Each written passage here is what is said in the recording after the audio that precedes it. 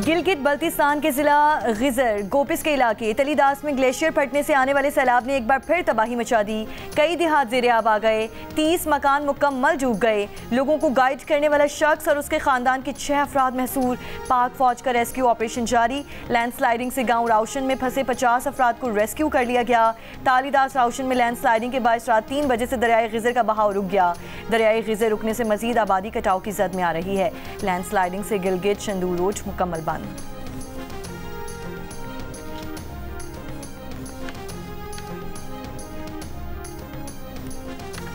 Musheer इत्तलात Khyber Pakhtunkhwa barrister Saif का कहना है कि सूबे का बदतरीन सैलाब था। पहली तरजीह लोगों को मलबे से जिंदा निकालना था।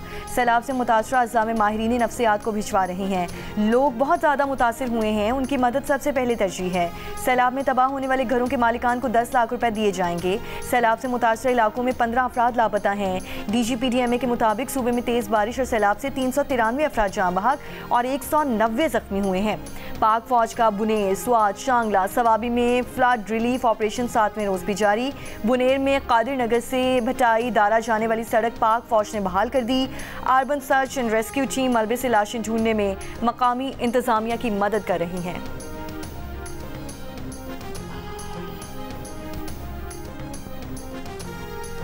पानी बहुत ऊंचा है, कोई सैलाब कोई इमदाद ना कोई कशे है। खाने पीने के वास्ते जो रोटी नहीं पकती, लकड़ी शकड़ी डूब गई है, फसलात डूब गए हैं। ये सैलाब बहुत ज़्यादा है। ये सैलाब दे विच मतलब कोई इमदाद नहीं थी, ना राशन है, ना इतना कोई लांचा का इंतज़ाम था। कई लोग इतना भुखे तसे भी पैन बालन का इंतज़ाम ही को नहीं कि ना घर भी ढह गए। नैया में दरियाई सिंध में पानी की सतह में मुसलसल इजाफा। सैकड़ों बस्तियां, स्कूल, डिस्पेंसरीज, मराकज़ सेहत और मवेशी अस्पताल ज़ेर-ए-आब आ गए।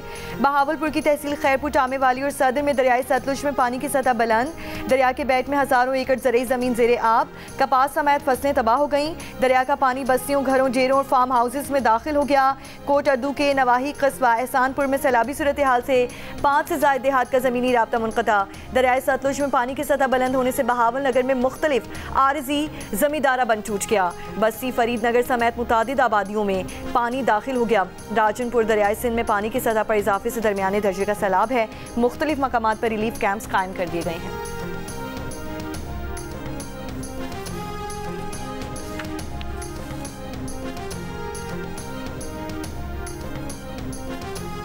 फील्ड मार्शल आसिम मुनीर से चीनी वज़ीर ख़ारजा वांग जी की मुलाकात। ISPR के मुताबिक इलाकाई सलामती, दहशतगर्दी के खिलाफ इक़दामात और बाहमी दिलचस्पी के उमूर पर गुफ्तगू की गई।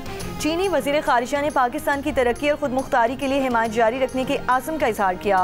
मुलाकात में इलाकाई और आलमी फोरम्स पर राब्ताकारी बढ़ाने पर इतफ़ाक़ किया गया। फ़रीक़ैन ने ख़ित्ते में अमन व इस्तेकाम और खुशहाली को आगे बढ़ाने के मुश्तरका आज़म का यादा। फील्ड मार्शल आसिम मुनीर ने चीन की मुस्तक़िल हिमायत पर शुक्रिया अदा किया।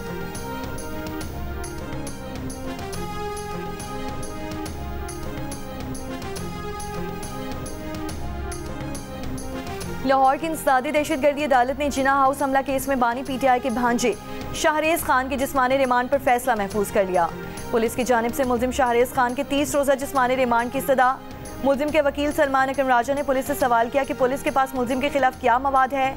मुल्जिम को 2 साल की ताख़ीर से गिरफ्तार किया गया है। पुलिस ने मुकदमे का रिकॉर्ड पेश करने के लिए मोहलत मांग ली।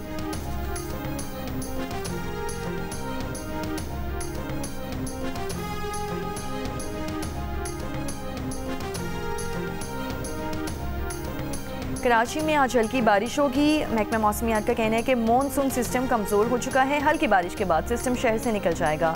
27 अगस्त से 30 अगस्त तक सिंध में मजीद बारिश का इम्कान।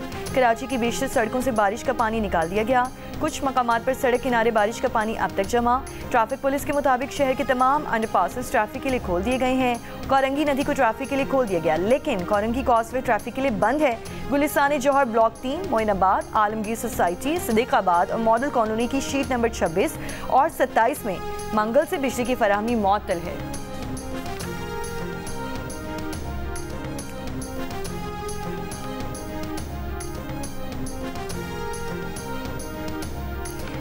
सिंध में हैवी व्हीकल्स की ड्राइविंग लाइसेंस के इजरा पर मजीद शराइत आयद। LTV और HGV लाइसेंस के लिए प्री लाइसेंस ट्रेनिंग कोर्स लाजमी करार। गवर्नर सिंध ने सिंध मोटर व्हीकल्स तरमीमी बिल 2025 की मंजूरी दे दी।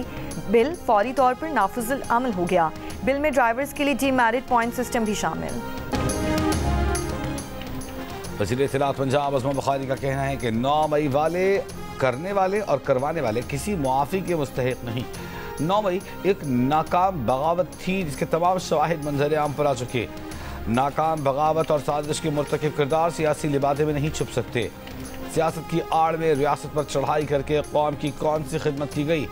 उन्होंने कहा कि कौम 9 मई के मास्टरमाइंड और सहूलतकारों का मुकम्मल एहतसाब चाहती है। 9 मई के मास्टरमाइंड के तमाम कार्ड और तहरीकें नाकाम हो गईं। 9 मई के मास्टरमाइंड को अपने गुनाहों का हिसाब देने का वक्त है। प्लानिंग कमीशन ने पाकिस्तान की मौशी मरदमशुमारी का डेटा जारी कर दिया। पाकिस्तान में कुल 71,04,000 कारोबार हैं, 2,53,00,000 वर्क फोर्स है।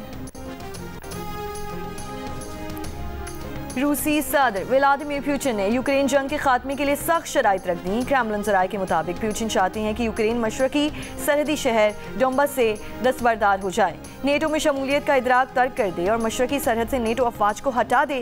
इसके एवज रूस कुछ इलाकों से पीछे हटने पर आमादा है। ये नुकात पुतिन और अमेरिकी सदर ट्रंप की अलास्का में 3 घंटे तवील खुफिया मुलाकात में ज़ेर बहस आए।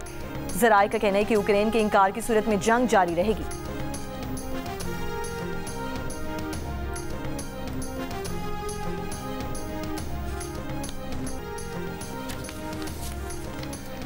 खैबर पख्तूनख्वा हुकूमत का नया हेलीकॉप्टर खरीदने का फैसला। चीफ सेक्रेटरी खैबर पख्तूनख्वा का कहना है कि कुदरती आफात समेत दीगर कामों में हेलीकॉप्टर की ज़रूरत होती है। मोहम्मद में हेलीकॉप्टर गिरने के बाद हुकूमत के पास एक हेलीकॉप्टर रह गया है। 15 अगस्त को बाजोड़ रिलीफ ऑपरेशन के दौरान सरकारी हेलीकॉप्टर हादसे का शिकार हुआ था। सूबाई काबीना ने हेलीकॉप्टर हादसे के शहदा के लिए पैकेज की मंजूरी दे दी।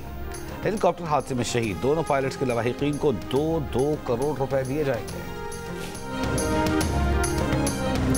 हालिया तूफानी बारिश से आज़ाद कश्मीर के वादी नीलम से बड़ी तादाद में कटे हुए दरख्त बहकर दरियाए नीलम में आ गए। जंगलात काटने पर पाबंदी के बावजूद महकमा जंगलात अब भी तिजारती मकासद के लिए दरख्त काटने की गर्ज से ठेके जारी कर रहा है। बड़े पैमाने पर दरख्त कटने से मौसमियाती तब्दीलियों पर मनफी असरात में इजाफा हो रहा है।